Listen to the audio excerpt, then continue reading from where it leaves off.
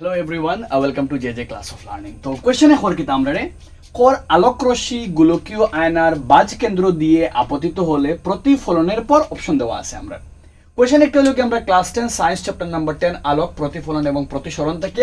And এই ধরনের question করতে গেলে আমরা কনসেপ্ট বহুত বেশি ক্লিয়ার লাগে। যারা এই চ্যাপ্টার রিগার্ডিং আনসার লাগে নিচে লিংক ক্লিক করলে তুমি দেন পুরো চ্যাপ্টার আমি ডিটেইল এক্সপ্লেনেশন করতে তুমি দেন দেখতে পারবা। अब আমরা আনসার কোশ্চেন আই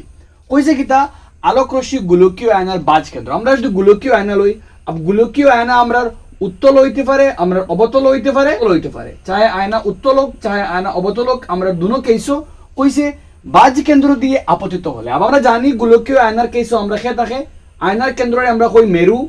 মিডলে থাকে আমরা এফ মুখ্য ফোকাস আর এর পরে আমরা সমদূরত্বে থাকে আমরা সি। সেম আমরা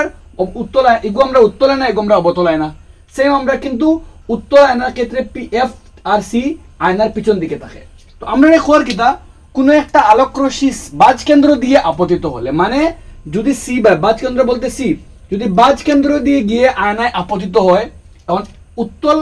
আয়নায় আপতিত হইলে বাজ কেন্দ্রত গিয়া ফলে যদি কোনো আলোক রশ্মি বাজ কেন্দ্রত ফলে তো আয়নাত ফললে প্রতিফলন হয় প্রতিফলনের পরে কি হইব মনে রাখবাই এস পার রুলস হইল গিয়া যদি কোনো আলোক রশ্মি বাজ কেন্দ্র দিয়ে আপতিত হয় আয়না প্রতিফলনের পর আলোক রশ্মি একই পথে